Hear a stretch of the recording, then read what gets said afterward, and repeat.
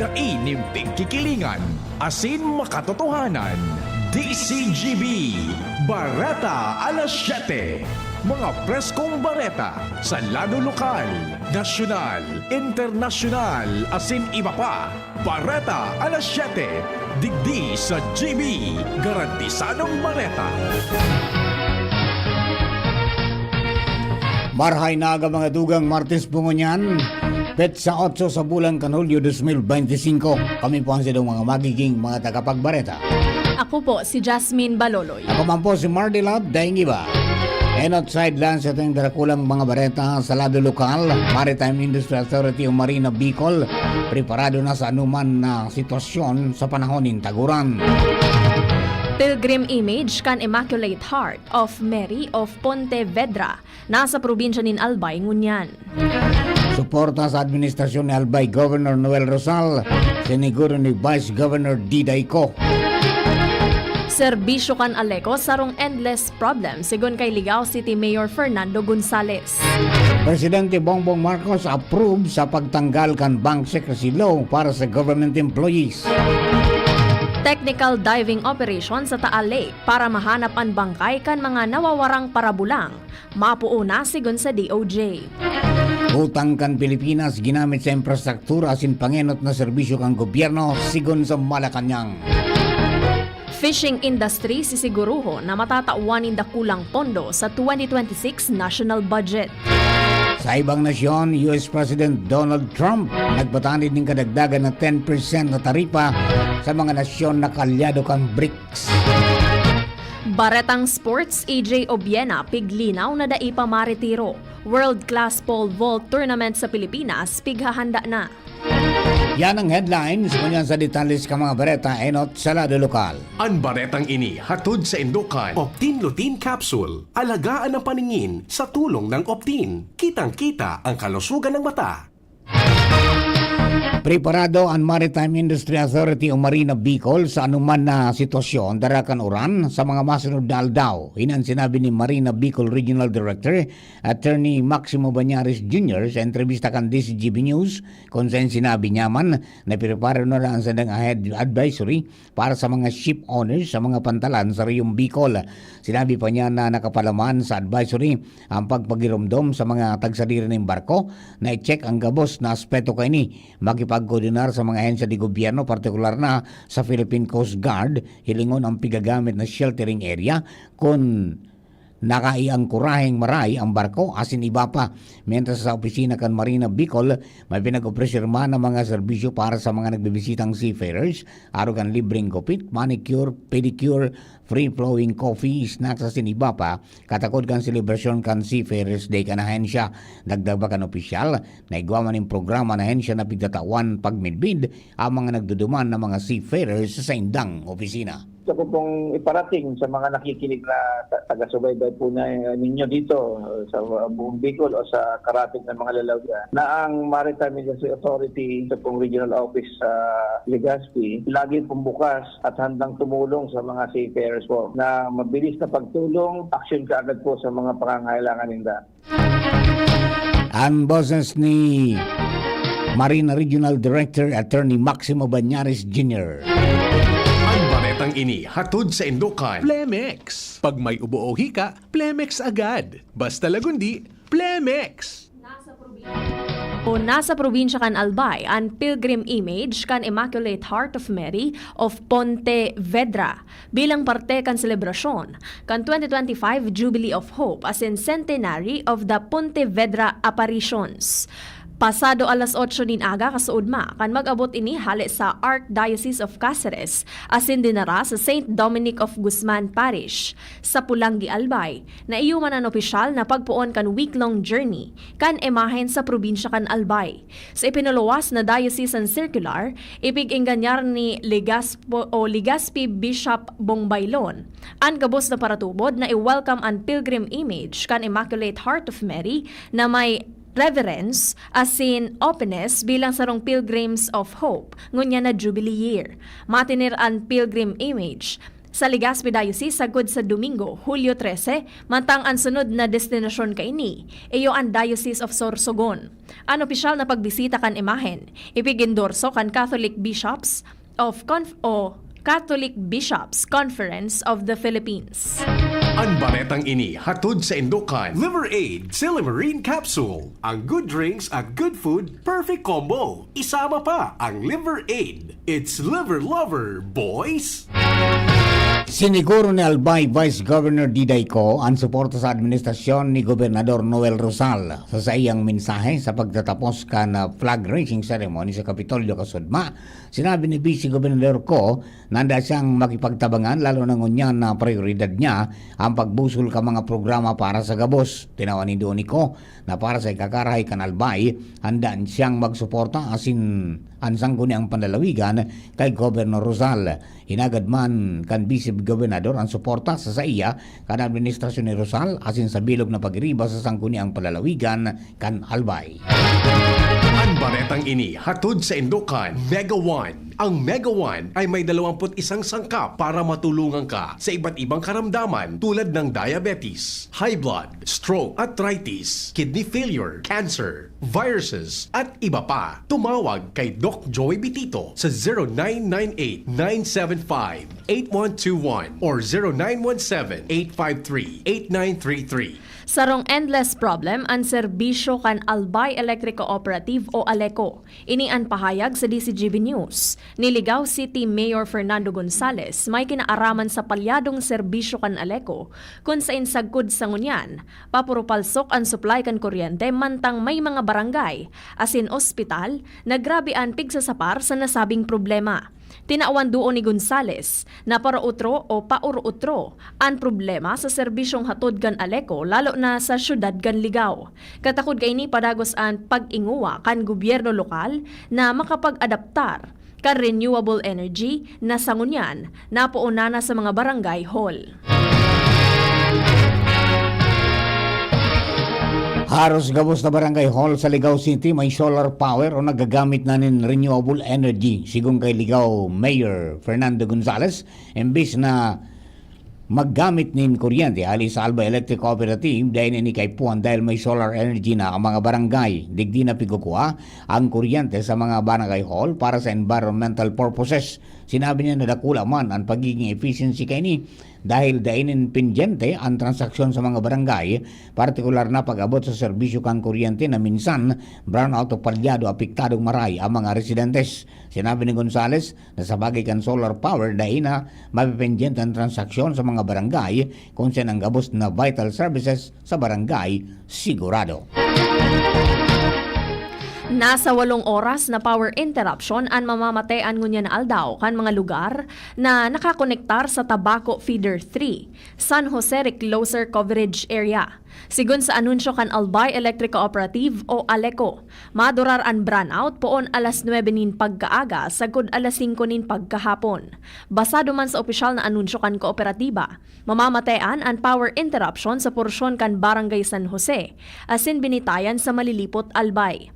Apera pa kaini mamamatayan man ang brownout sa mga mainland barangays kan Bakakay, Albay, partikular na sa Barangay 1 Sagkod 14, Sugod, Panarayon, Ginubat o Gubat, Iraya, Asin, Ilawod, Igang, Baklayon, Basud, Bayandong, Vinisitahan Mainland, San Pedro, Kahugutan, Pili, Ilawod, Asin, Iraya, pati na sa Barangay Banao. Sigun pa sa ALECO, kamauotan kan gigibuho na massive right-of-way line clearing activity. Asin replacement, kan mga raot na insulators ang nasabing power interruption, kung sain hagad man kaini, ang pasensya asin pagsabot kan mga konsumidores. Mientras tanto, regular police patrols ng Saro-Sarason ka na receiving recognition bilang one of the safest cities in the Philippines kan Legazpi City. Sigun kay Legazpi Mayor Hisam Ismail, nasa rank 9 ang syudad sa safety category kan World Travel Index matapos ang ginibong ebalwasyon sa sitwasyon kan syudad. Tinawan ni Don Ismail na may dakulang kontribusyon ang consistent na pagkondusir kan police patrols asin mas pinakusog na police visibility na nagmamantinir kan pasi orden sa syudad. Mientras tanto, bilang dagdag na seguridad, nakipagkoordinar na ang lokal na gobyerno sa City Engineering Office as in Police Regional Office 5 para sa installation kan additional CCTV cameras as in deployment kan dugang na police personnel. Nakumpiskar ang nasa 8 pidaso nin abandonadong coco lumber hali sa ginibong anti-illegal logging operation kan Ginubatan Municipal Police Station sa Purok 2, Maninila, Ginubatan, Albay, kasuhapon bandang alas 9:50 nin pagkaaga. Sigon sa Ginubatan Municipal Police Station, nakumpiskar ninda ang mga coco lumber na may sukol na 2x10 by 12 na nasa kustodya na kan ahensya para sa magkakanigong disposisyon. Katukod kaini pigaaram pa kan mga otoridad ang mga responsableng individual sa nasabing illegal cutting as in transporting kan mga coco lumber.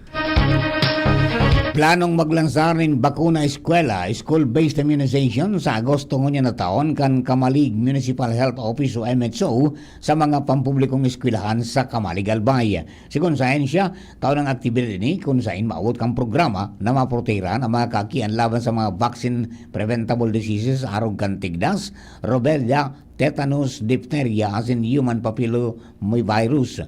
Sigon sa Kamalig MHO, ang aktibidad pinunan kan Oktubre kan nakaging taon kung saan katakod kini plano man ang gibuhon ang deworming program sa mga pampublikong eskwelahan sa lugar tangani na maibitaran ang malnutrition as in iba pang isyong pangsalud.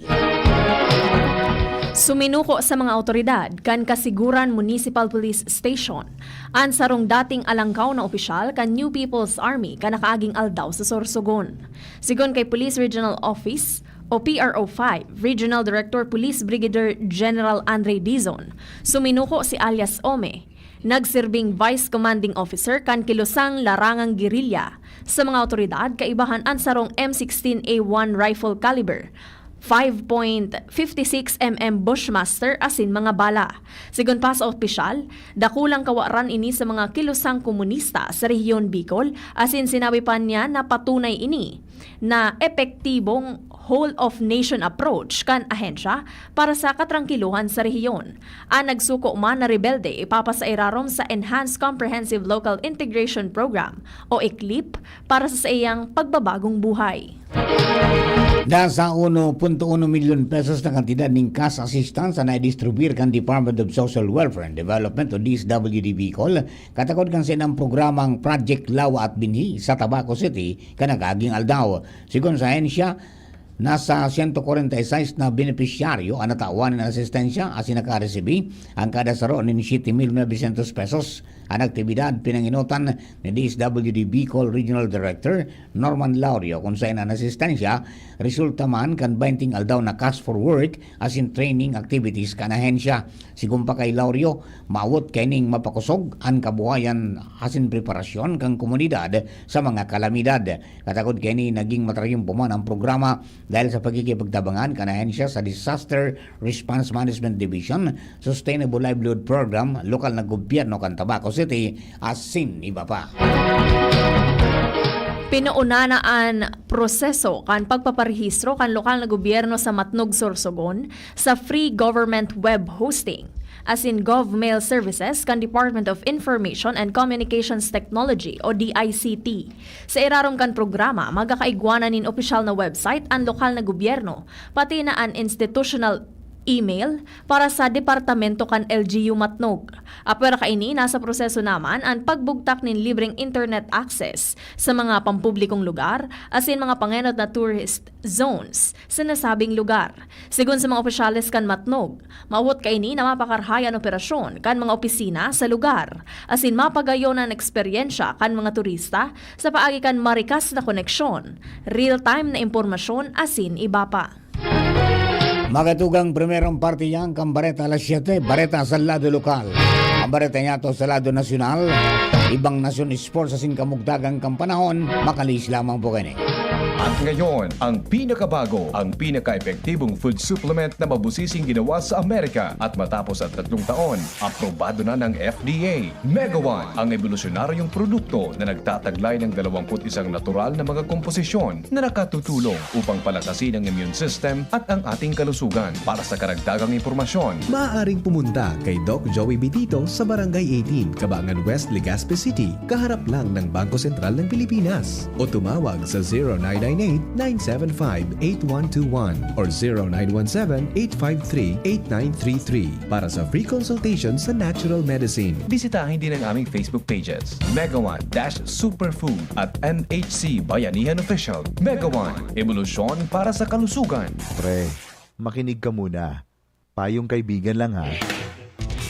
Work hard, play hard. Yan ang motto ko dati. Pero nakakapagod din pala katagalan. Sa gitna ng lahat ng mga puyat, inom at pagkain ng masasarap, kasama na ang oily at fatty foods, kailangan pa ring bantayan ang kalusugan. Tamang kontrol ang kailangan. Katuwang ko, ang Liverade. May silimarin na maaring makatulong protektahan ang atay. Cheers to more good times. Be a liver lover. Mahalagang paalala, ang Liverade ay hindi gamot at hindi dapat gamitin paggamot sa anumang uri ng sakit. Ang good drinks at good food, perfect combo. Isama pa ang Liverade para sa kalusugan ng atay. Mabibili sa mga leading drugstores nationwide. Piolo Pascual po. Sa ubo at hika, may Plemex Forte Syrup and bottles. Pero para sa ginhawang kailangan agad, may Plemex Forte Capsule and Blister Pack. Madaling bitbitin, kayang ibulsa. Gawa sa natural na lagundi na tumutunaw at nagpapalabas ng plema. Convenient na, ginhawa pa. Plemex Forte Lagundi in Capsule. Basta Lagundi, Plemex. Easy! Vitex Segundo L is the generic name of Plemex Forte. If symptoms persist, consult your doctor. Ang BDO permingyaon para sa Indo. Magdeposito tanganing makaipon. Mag-apply nin loan para makamtan ang pangiturugan. Magbisita na sa pinakaharaling sanganing BDO o BDO Network Bank kung Hunyo 2 sa Hunyo 18, 2025. Inhulit na sa BDO, we find ways. Terms and conditions apply. Promo runs June 2 to July 18, 2025. DTI Fair Trade Permit Number R0508 Series of 2025. BDO Unibank is regulated by the Bangko Sentral ng Pilipinas. www.bsp.gov.ph. Deposits are insured by PDIC up to 1 million pesos per depositor. All rights reserved. Tara na Bicol! Makisaya sa BDO Fiesta on July 19, 2025 sa SM City Legazpi simula 10 a.m. to 5 p.m. Ginhawang araw, Nay. Ano pong sa inyo? Hi, eto yung kailangan kong gamot. Kasya kaya sa budget ko? Imbis na branded, I recommend Actimed. Actimed? Opo, Actimed. Quality generics na singbisa na ng branded, may up to 85% savings pa. Laking tipid! Yan ang ginhawa sa bulsa. May ginhawa na sa bulsa, recommended pa ng pharmacist ko. Actimed Quality Generics. Mabibili sa Generica Drugstore. Tara na! Ginhawang Generica. If symptoms persist, consult your doctor. Isang pangalan singbisa ng maraming brand. Actimed Quality Generics. Dimples Romana po para sa ginhawang generika. If symptoms persist, consult your doctor. DCGB, Barreta, alas 7. Barreta, alas 7. Sa Barreta niya sa lado nasyonal, pabor si Presidente Ferdinand Marcos Jr. sa propesto sa Senado na i-waive ka mga opisyal at empleyado kang gobyerno ang Bank Secrecy Law tanganing masigurong daing pigtatagong hinabasan na yaman ang mga ini. Sa press briefing sa Malacanang, sinabi ni Palace Press Officer Attorney Claire Castro na pabor ang presidente sa propesto ni Senate President Francis Escudero dahil magkakanigo siya ng maipautoban accountability as in transparency sa gobyerno. Sinabi niyang lauman na dahil magkakaigo ng negatibong kasimbagan ang presidente, lalo na kung ini para sa interes kan namamanuaan dahil sa eksistidong Bank Secrecy Law, dahil pwedeng si ripon kan si isayman ang bank account kan si isayman na individual, kaya dahil naaraman kung may pigtatago o wala, partikular na ka mga nasa gobyerno. Kinumpirmar kan Department of Justice na mapuunaan kamauotan kaining maipautob ang planong technical diving operation sa Taal Lake. Initanganing mahanap ang posibleng bangkay kan mga nawawarang parabulang na pigsabing inilubong sa nasabing parte kan Danao. Sinabi mismo ni Justice Secretary Jesus Crespin Remulla ang pagkondukta kan nasabing pagsisid sa Taal Lake na mapuon anuman na aldaw, ngunya na simana. Papanginutan ini kan mga ahensya nin gobyerno sa tabang kan Philippine Navy as in Philippine Coast Guard na enot nang nagpahayag kan sa indang kahandaan para sa operasyon. Alagad sa iyang piglinaw, na bako ini may kinaaraman sa indang pigahagad na asistensya gikan sa gobyerno kan Japan para sa kadagdagan na kagamitan. Paliwanag ni Remulla na pipadara pa sana ang surat ka nakaaging simana kaya ngunyan pa sana sinda naglalaom na maresibian ipapadarang kasimbagan. Dagdag pa ni Remulla na dai maigigilid ang posibilidad na may ibang lokasyon man kung saan ipiglubong ang mga nawawarang parabulang. Pero tinaawanin doon kan opisyal na makusog asin masasarigan ang sa indang pigkakaputan na impormasyon kung kaya dapat nagibuhon ang technical diving operation. Ipinaliwanag kan Malacanang kung saan ginastos kang gobyerno ang dakulaon na pagkakautang na uminabot nin trilyon pesos. Kasunod din kan report na haros nasa 17 trilyon pesos na ang utang ka nasyon na katumbas nin 62% kan debt to GDP ratio. Sa press briefing sa Malacanang, sinabi ni Castro na parte kan kantidad iyo ang ginamit kang gobyerno para sa pagpaparambong sa investments arog kan infrastruktura, edukasyon, agrikultura, salud, asin serbisyong pangsosyudad. Sinabi niyang nahiling ini sa tabang kang gobyerno sa mga paraom asin parasira pati naman sa mga pigtataong ayuda sa mga nagtitius na Pilipino. Silawan ni Donnie Castro na base sa payag ng Department of Finance, nasa sustainable level ang gobyerno asin daing peligro na maubos o mahubas ang kantidad na inutang kan gobyerno.